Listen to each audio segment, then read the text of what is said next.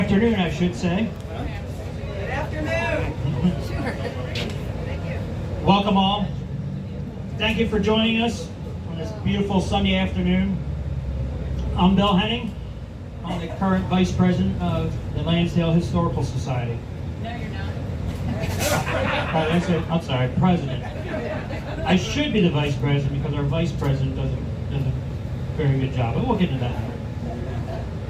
We're here today to recognize and actually honor this 120-year-old stone structure before us.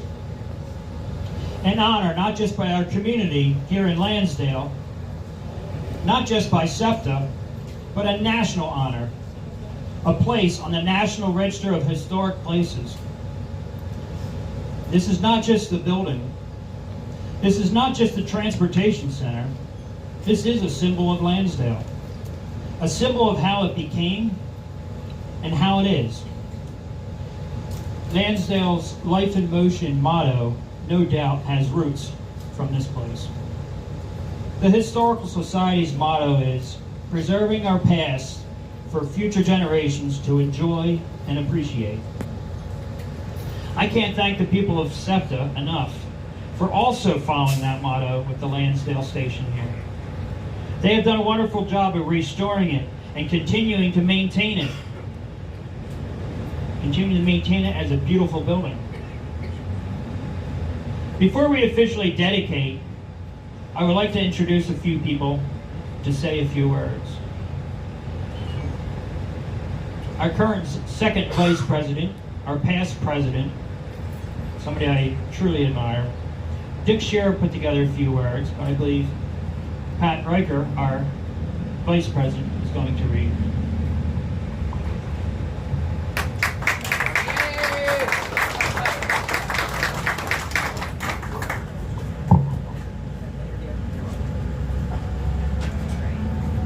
I want to thank Dick for calling me in to pinch hit today. Thank you.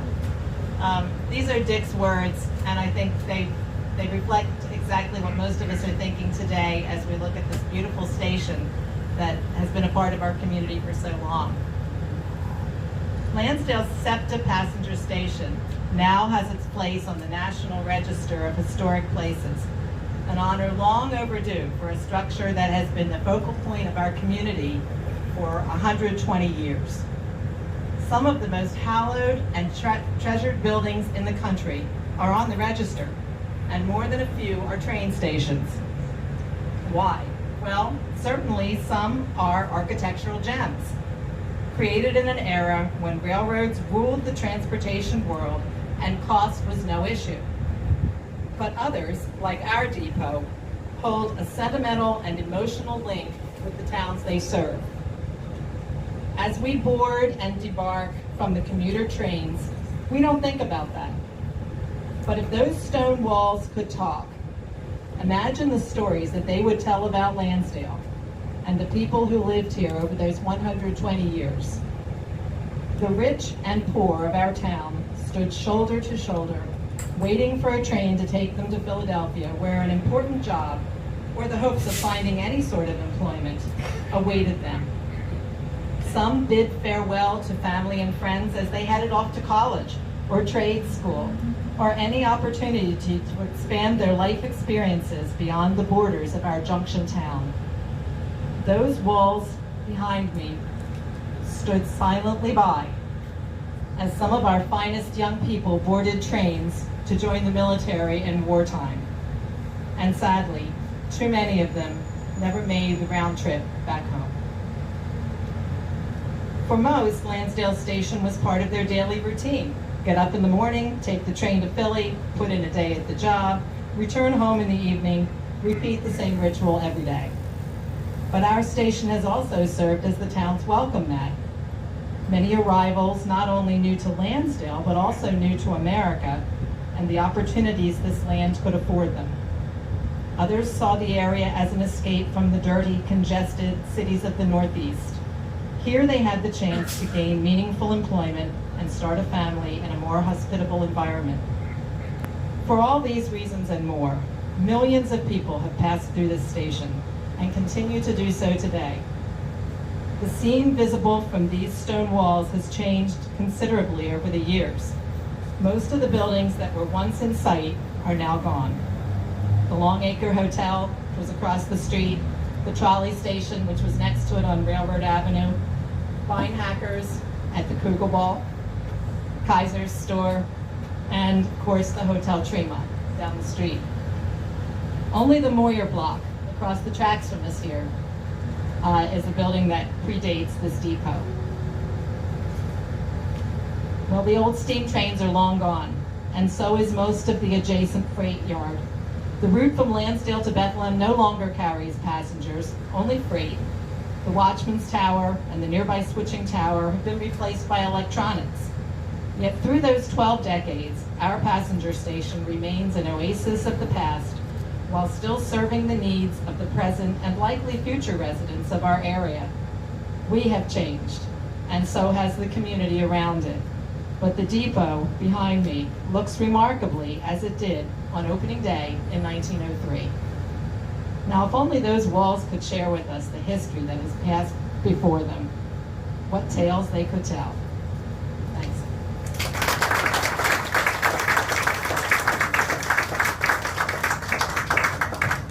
Thank you, Pat. Thank you, Dick. Great words. Up next, I'd like to introduce Dave Kimberly.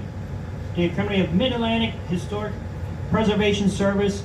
He's also a local historic preservationist and a key person that helped us with this national honor.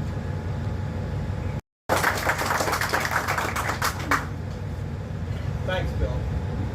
Thanks, Bill, and Pat, and Dick, and everyone. It's really great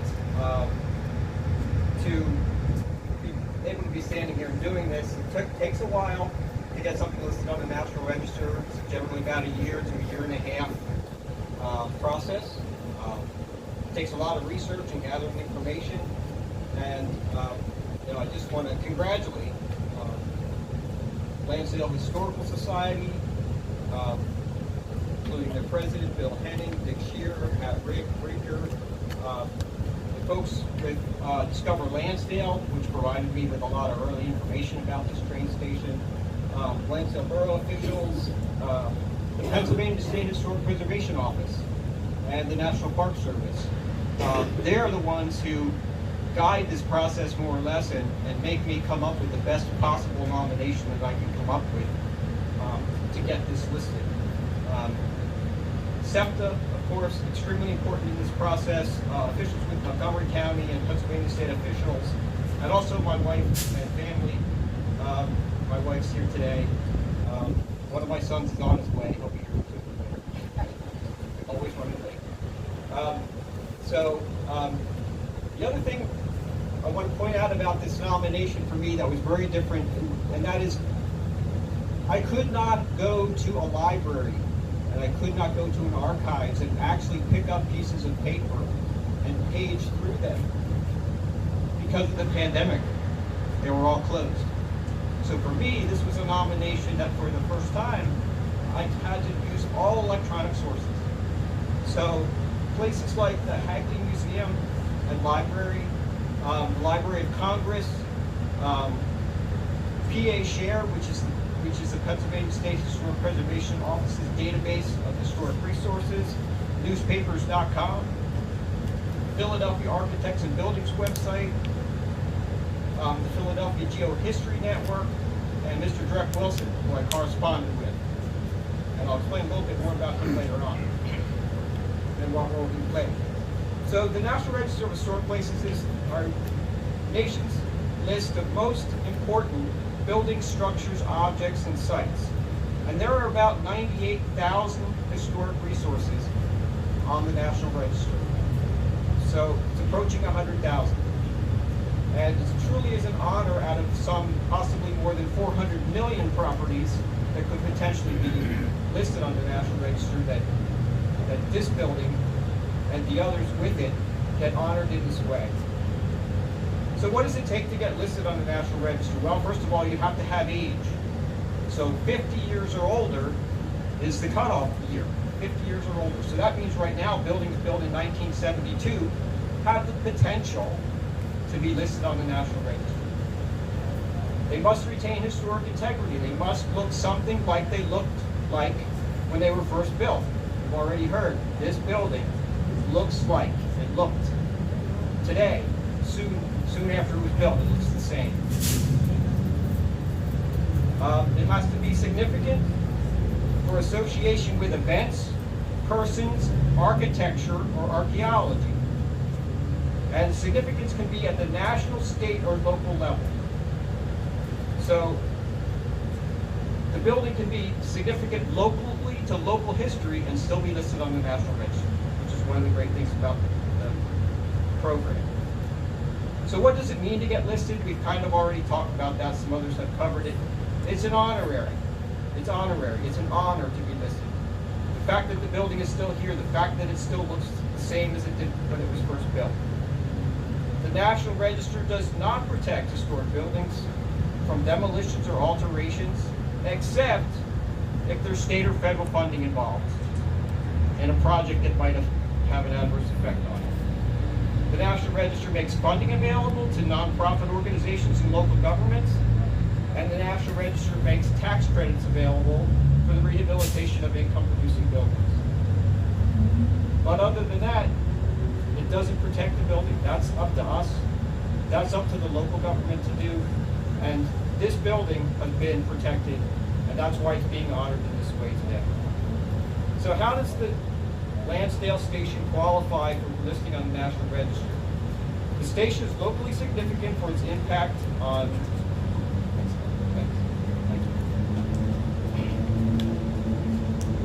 So the station is locally significant for its impact on transportation development.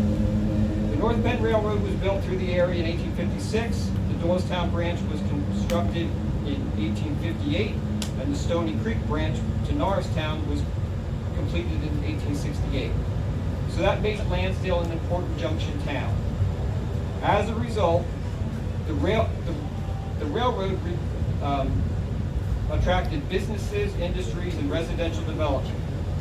One of the most significant industries was Heater Agricultural Works, which was located near Main and Broad Street, which shipped their products on the North Penn Railroad ultimately to locations around the world, including locations in South America, Australia, Russia, and many of the countries of Europe. The first passenger station at the Lansdale was not this one. There was a frame structure here that was built in the 1870s by the North Penn Railroad. The North Penn Railroad was very successful in transporting passengers as well as freight from Bethlehem to Philadelphia. Passenger service included both short commutes from Lansdale to Philadelphia, as well as connections to locations such as Reading, Lancaster, Bethlehem, Scranton, New York City, Buffalo, and Niagara Falls. The North Penn Railroad was taken over by the Reading Railway Company in 1879, and facing a loss of passengers due to a new rail technology called the trolleys, the Reading Railroad Company started a project to upgrade its stations. Around 1901, plans began to demolish the old frame Lansdale station and build a new, more substantial building. The Lansdale station, as we know it today, was built in 1902 and was opened to the public on February 7, 1903. This is a quote from the Lansdale Reporter, dated February 15, 1903. The new Lansdale station is one of the finest on the Reading system, and for which the contract was let last April. It was thrown open to the public use last Thursday. On that day, the telegraph and ticket office were transferred to the new building, and in a few hours, everything was working satisfactorily. And with hardly a hitch in the never-ceasing business at this bustling junction town, all day and evening spacious waiting rooms and the accessory rooms were crowded with throngs of admiring sightseers who voiced many sentiments of approval of the elegant appointments of the new station building. Every arrangement of comfort and convenience, ticket office, smoking rooms, lavatories, etc., came in for a share of public inspection and were universally endorsed as admirable. The exterior effect of the gray brick masonry, the gray terracotta ornamentation, all surrounded with red tile roof, is most pleasing and picturesque. The interior decorations, tile flooring, hardwood finish, marble fittings, electric light fixtures, etc., were all that could be suggested for utility and durability. The work of demolishing the old frame station was begun Thursday by a large force of laborers under the direction of Supervisor Stockard. By Saturday night, the debris had been cleared away, the track laying completed, and on Sunday, trains from Norristown and Doylestown landed their passengers in front of the station. So quickly was the work accomplished that people who had gone away for a couple days didn't know where they were when they arrived home. When the improvements were all complete, it is estimated the Reading Company will have expended $75,000. Lansdale people are mighty glad of the moral and industrial influence these improvements will have upon the entire town. News of the station was not limited to local news. This is from an article that was ran February 7th, 1903 in the Buffalo Inquirer, Buffalo, New York. The fine station of the Philadelphia and Reading Railroad Company at Lansdale was thrown open for use of passengers for the first time today. It is one of the largest and finest stations on the Reading system and affords adequate accommodations for the large business that's done at this place. In addition to the heavy travel to this town, Lansdale is the junction for Doylestown and Norristown. The new station is 2 stories high, being 102 by 30 feet, built of gray brick and terracotta. The covered platform is 306 feet long, and the Doylestown tracks have been moved so that they are now in front of the station. Also, according to the Berkshire Central News, a couple years later, the Lansdale passenger station saw a total of $6,000 in ticket sales in a year's time. The article concluded, all of which goes to show that Allentown is a pretty busy junction town on the North Penn branch. So one of the creative sources that I had to use, and that I used for doing research on this station was newspapers. And I kept finding references to the station in real estate advertising. And that was one way that I could calculate approximately how many trains serve the station. The real estate ads would say something to the effect of, this house is for sale in Lansdale, and it would boast the proximity to the Lansdale station, and typically stated 50 to 60 steam trains per day serve the station. In 1931, the Reading Railway electrified the North Penn branch from Philadelphia through Lansdale to Doylestown. Diesel-powered trains transported passengers north of Lansdale. In 1971, the Reading Company went bankrupt. Conrail took over the line, and later SEPTA operated the passenger service on the line. In 1983, diesel passenger service was discontinued north of Lansdale, and SEPTA operated the line as the R5 Lansdale-Doylestown Regional Rail. So, in addition to its connection to and its importance for transportation development, the Lansdale station is also significant for its architecture. The Reading Railway Company hired a prominent and prolific architect from Philadelphia named Lewis Hickman.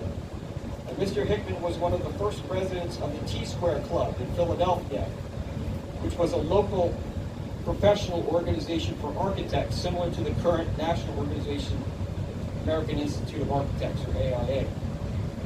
Examples of Mr. Hickman's other works were displayed at the 1893 Columbian Exhibition in Chicago. One of his most important works was the design of the restoration of the Merchant Exchange Building in Philadelphia, which is now the building used as the headquarters for Independence National Historical Park.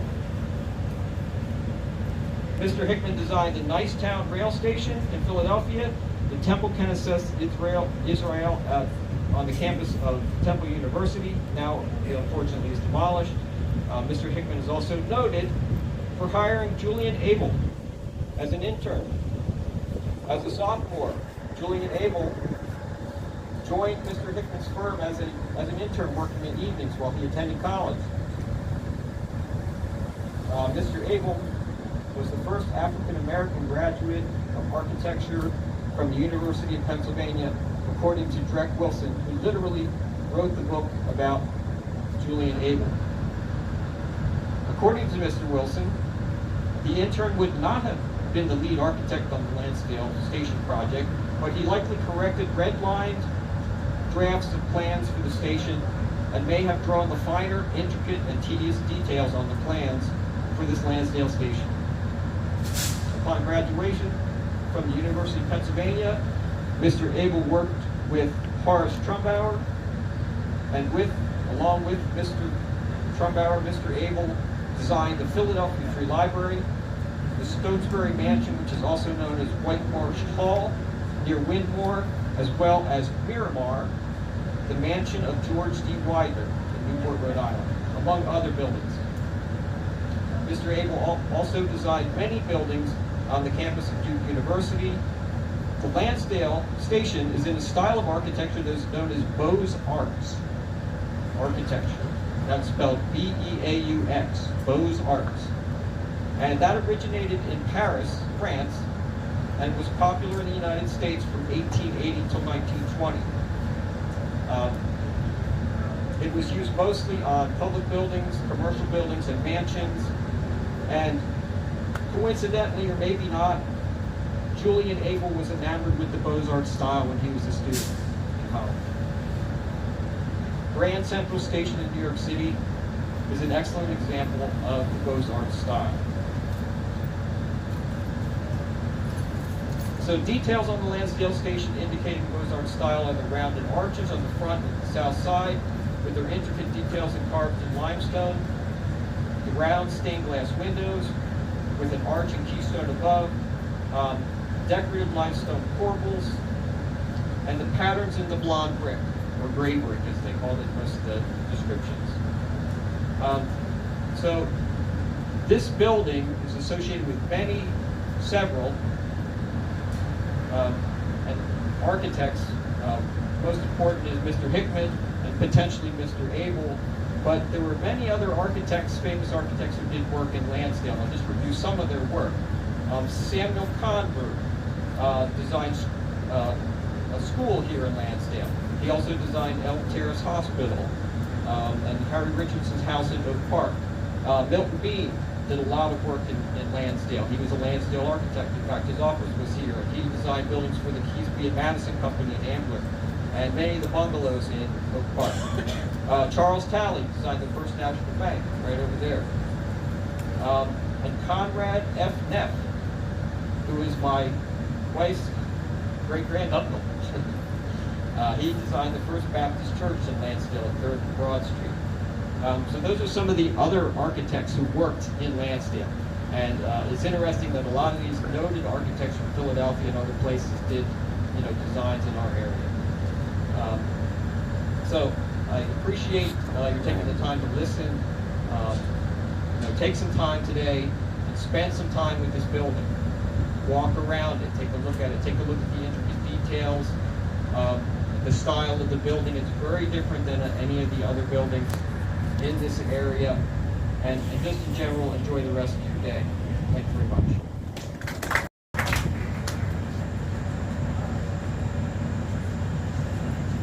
Thank you, David. Up next is my pleasure to introduce Scott Sauer. He's the chief.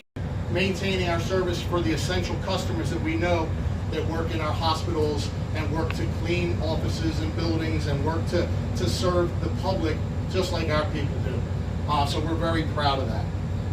So just as we are recognizing the history of the station and celebrating its history, we're always looking forward as well.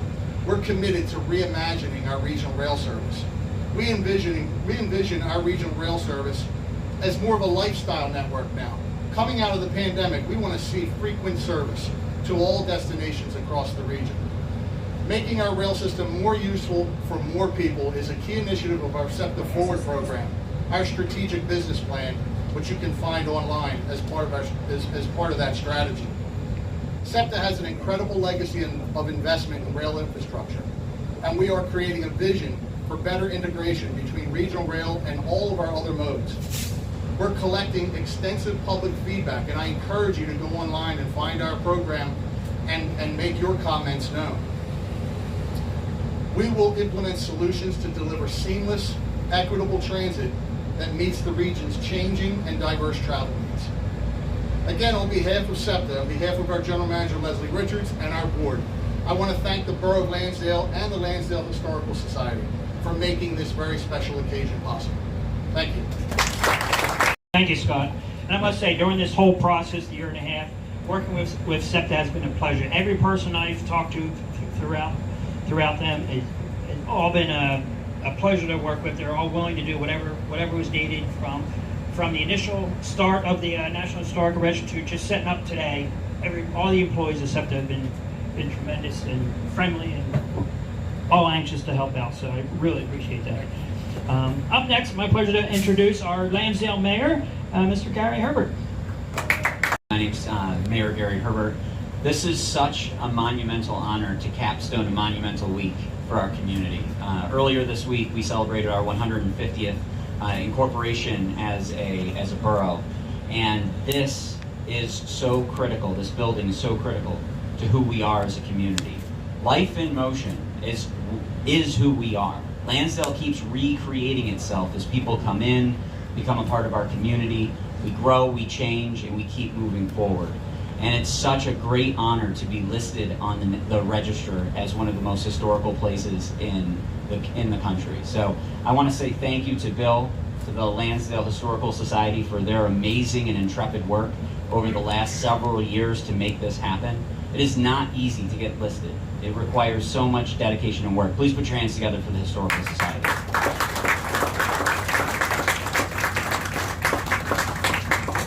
In addition to that, the work by SEPTA, I just did the math while you were speaking, and the investment of $75,000 way back when this building was first built represents 2.3 or 2.4, depending on the formula, $1 million investment in Lansdale. What that built was a town, and it built a community and people that wanted to live here and commute to various other parts of this area. So thank you for that wonderful, critical investment in our town. And it sounds like that partnership is going to continue and advance. So thank you for that as well. So thank you, everybody. I really appreciate you coming here today. I appreciate all of the hard work that went into this moment. And I look forward to seeing how we can continue moving forward together. So thank you. And up next, I'd like to pleasure to introduce Steve Marigari. He's our Pennsylvania State Representative.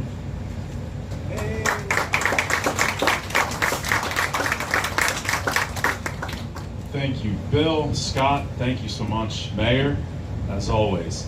It's great to see so many familiar faces out in the audience today, and it's great to be here on a little bit breezy day, keeping it a little bit cool for us. So we are here not only just celebrating Lansdale's sesquicentennial celebration. We had a wonderful day yesterday, full of all sorts of great events. But we also were able to celebrate, 150 years of this. So that is the sesquicentennial, if you don't know what that word means. Lansdale was started as a railroad town. We all know that. Before it was an agricultural community. Some semblance of that still here. However, now it's based around the train. In fact, Doylestown wanted to be like Lansdale because they wanted their own line. We are a very important junction, as we heard from the history. So having a landmark with such a rich history like this here, right in the heart of our community, is all the more reason to recognize it for its greatness. So out of the numerous properties throughout the United States, the Lansdale Station was one of 9 properties chosen for the nationwide register by the National Park Service, named to the National Register of the Historic Places. It joins the Jenkins Homestead and the Silk Factory Lofts to become Lansdale's 3rd property to be listed on the National Register of Historic Places, and is now the 159th Montgomery County property to be recognized for its historical significance. The Lansdale Station lies in Lansdale-Doylestown Regional Line, as we all know, in which I actually used to take this back and forth to Philadelphia when I was working down at Children's Hospital. This was the R5 at that time. Some people still call it that. It's a beautiful landmark, as we all know. It's a wonderful building. And we have a pleasure, at least in my office, to look at it every single day. Our office is right across the street. Construction of this station was completed in February of 1903, as we heard, and it replaced the combination passenger and freight depot that was built in 1868, which replaced Lansdale's first station. It was a weather shelter. We heard about the frame structure of it. That was put in place during the mid-1850s, and in 1903, after this construction was completed, we heard from that Buffalo Inquirer article. That's amazing that our little town here is even reported in Buffalo, New York. It's one of those finest railway stations, as we all know. And then thanks to that major restoration work in the 90s, it maintains its original beauty. We all get to enjoy every single day. So one thing that really makes this building special is what goes on inside of it. The caring, hardworking employees of SEPTA who not only come here and work every day, but also the caring and hardworking employees who take the train every day to get there inside, down to their job and back. They help others throughout the process. Every single employee for the SEPTA system and every single employee that comes through this train station to their place of work makes our community better, makes our community stronger. So I want to thank the Historic Preservationist, David Kimberly. Thank you so much and the Lansdale Historical Society for their efforts over the past 2 years in documenting this building's history and explaining its importance to the community in order to achieve this historical recognition. And from the bottom of my heart, it really does please me to see that this building will be listed on the National Register of Historic Places. It's an amazing feat. It's not something that's easily accomplished. We all heard about how much work went into it. I only did a small part. I wrote a letter of recommendation. That's it. But if that's enough that put it over the goal line, then I'm happy to do it. So congratulations, and really do thank SEPTA for their investment in Lansdale. Thank you to the Historical Society and the leadership of Bill, and I really do appreciate Lansdale's government in support of this as well. So thank you so much.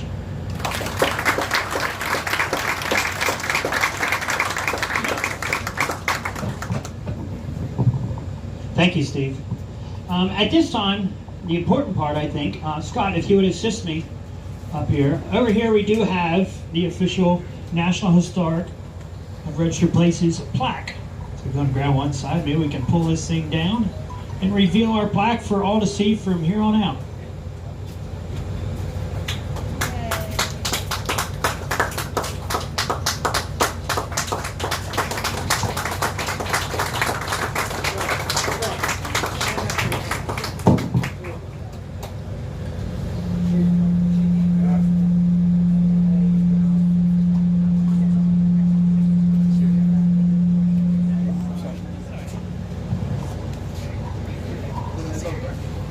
All right, I'll come up with one final comment.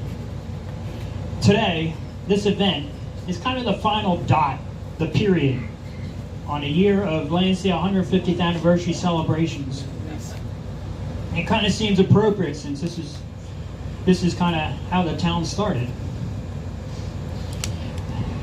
May the station forever remain as a key symbol of Lansdale and its history. Thank you very much, everybody.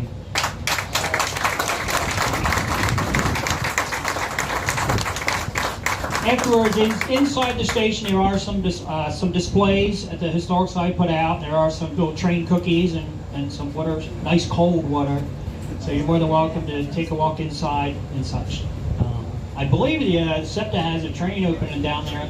If you want to take a look inside, especially that one engine down on the end, has an awesome cockpit. Once again, thank you, everybody.